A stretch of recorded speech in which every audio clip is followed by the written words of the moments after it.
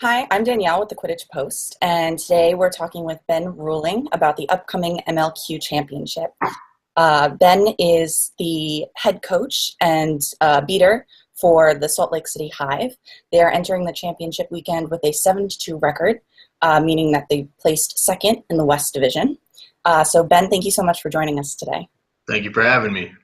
Yeah, the championship coming up, what will it take for you guys to win it all?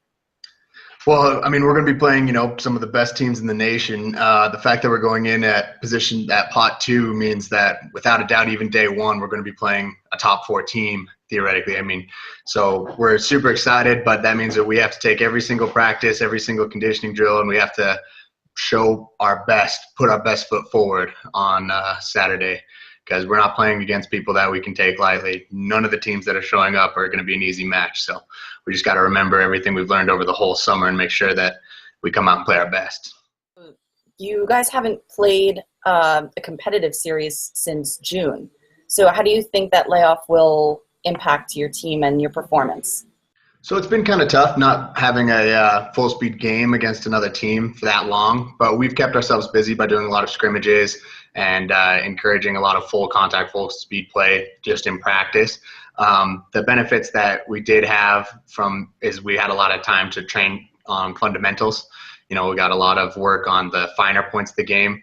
So that's been nice. So what we lack in the fact that we haven't had a competitive match, we've just been getting more and more fired up so that we can just let it all loose on the national tournament. So we're excited to finally get to play some other teams. Awesome. Is there anything in particular that you guys have been doing to prepare for the championship? We've just been practicing a lot. We practice 3 times a week. We have conditioning programs, and we did a weight training program. So all of the Hive players participated in a 7-week weight training competition, and we had awards for like most improved, strongest overall. So we've just been working athletically, working on fundamentals, and then trying to scout as many of the teams through the MLQ film as we could. So we're just, like I said, excited to play. Yeah, definitely. That sounds great, having those competitions. Yeah, they were a lot of fun, and we saw a lot of improvement. So we really enjoyed. A lot of the athletes got much stronger over the summer and a lot faster through the conditioning program. So we've been excited about the results, ready to show off a little bit. Nice. Do you think that improved team chemistry at all with them competing like within the group?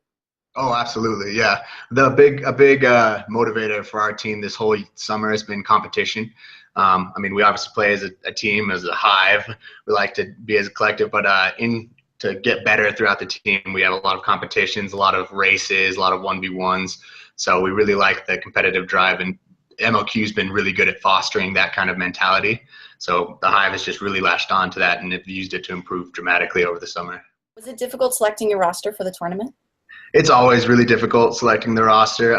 We have a pretty small roster.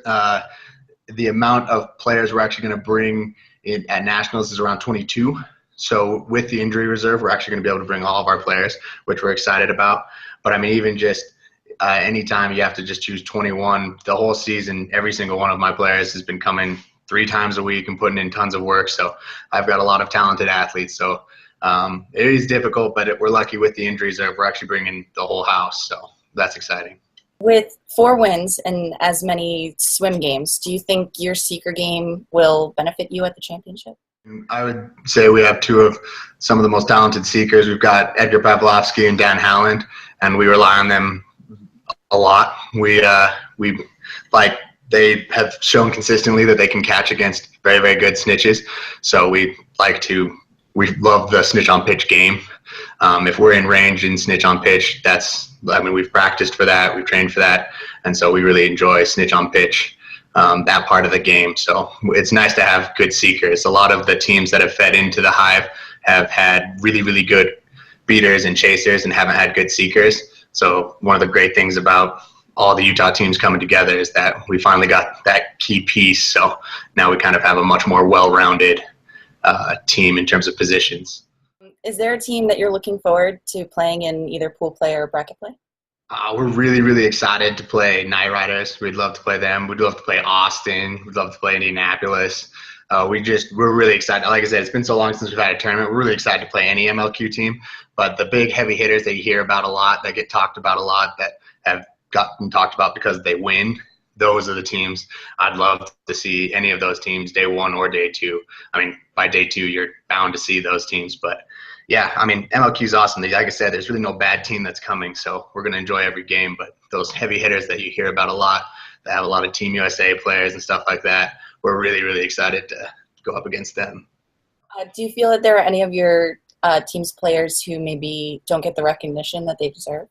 I mean, if I had to list, it'd probably be 17 or 18 people. I mean, Utah's just not talked about too much outside of the people that have been around for 4 or 5 years. But so, I mean, my entire team, like I say, each of them have done weight training, conditioning, 3 days a week of practice. There's not a single person on the team that we could have done without. So it's hard to pick one. But just off the top of my head, I'd say Matt Williams.